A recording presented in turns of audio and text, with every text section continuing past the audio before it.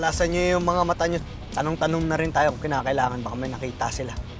Saka nag-iwan na rin pala ako ng contact sa mga pulis kung sakaling meron silang bagong impormasyon. Madali lang naman mahanap yun. Sige, nagtatago kasi sila.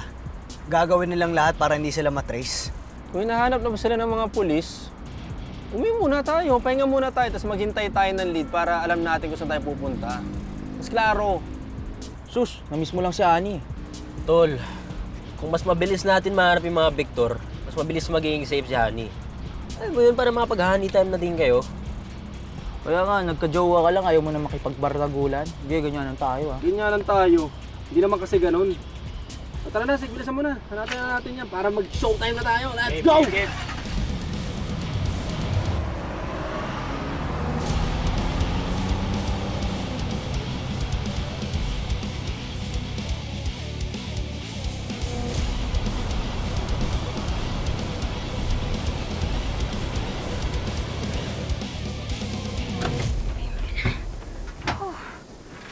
Ay, ano pong nangyari? Ha? Na paano pong mga paninda natin? Mga sister, na-aksidente po kasi kami. Muntikan po kaming banggain. Kaya mukhang wala po tayong kita ngayon. Naku, hindi. Ayusin lang namin yan. May mga nabasag pero may mga buo pa naman. Kaya pwede pa nating ibenta. Ikaw naman kasi. Kung hinayaan mo ako, nakunin na lang yung pera ni Pogi. O di sana kahit papano may kinita tayo. Huwag na tayong choosy. Alam naman natin kung anong sitwasyon ng kumbento natin. Wala nga tayong pampasweldo sa mga tao.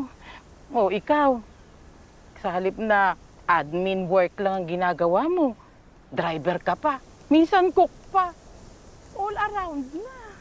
Sister, wala naman pong problema sa akin yung mga ginagawa ko para sa kumbento. Gusto ko nga po yun eh. Kaya ang akin lang naman po, ayoko naman na bayaran lang po tayo ng mayabang na yun.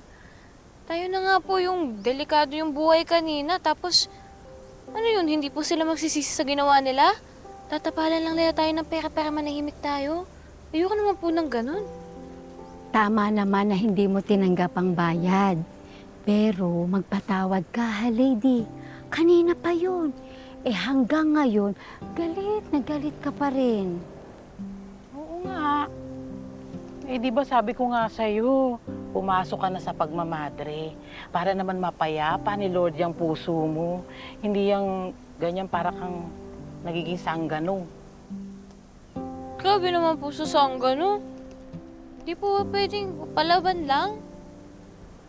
Siyempre po, love na love ko po kayo, mga sister. Pero aaminin ko po, pakiramdam ko po parang hindi po para sa akin yung pagmamadre. Bakit? Ano ba sa tingin mo yung calling mo?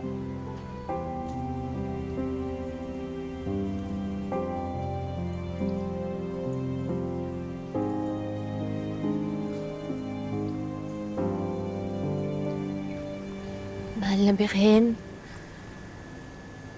hindi naman po sana re-reject ko po yung pagiging madre.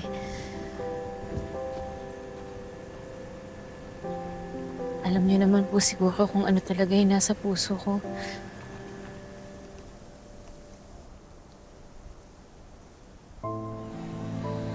Ate Lady, huwag ka nang umalis. Dito ka na lang. Angelo, nag-18 na kasi ako eh. Wala nang lugar para sa akin dito. Kailangan ko na talagang umalis. Ano ako? Basta maghahanap agad ako ng trabaho. Mag-iipon ako, tapos maghahanap ako ng matitira natin at babalikan kita. Basta antayin mo ko, ha? Huwag mo akong kakalimutan, ha? Paano naman kita makakalimutan? Mahal na mahal kita. Basta babalik ako, mapapakabait ka. Opo.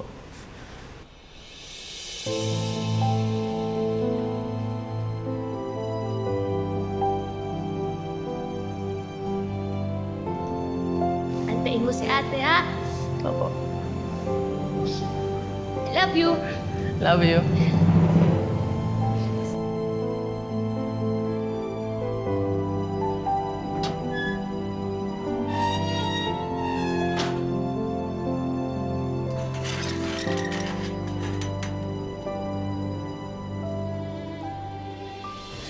Ate, pangako, babalikan mo ako, ha?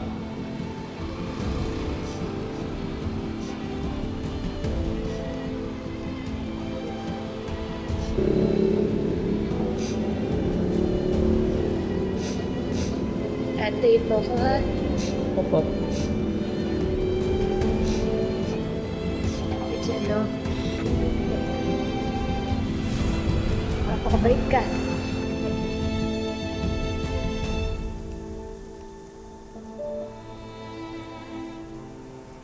Isang taon ko na po hinahanap si Jello, pero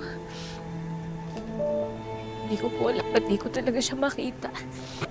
Pero kung makapit pa rin po ako sa inyo, hindi pa rin po ako mawawalan ng pag-asa. At hindi po ako titigil hanggat hindi ko po natutupad yung pangako ko sa kanya. Darasal ko lang po na kung nasan man po si Jello ngayon sana ligtas po siya.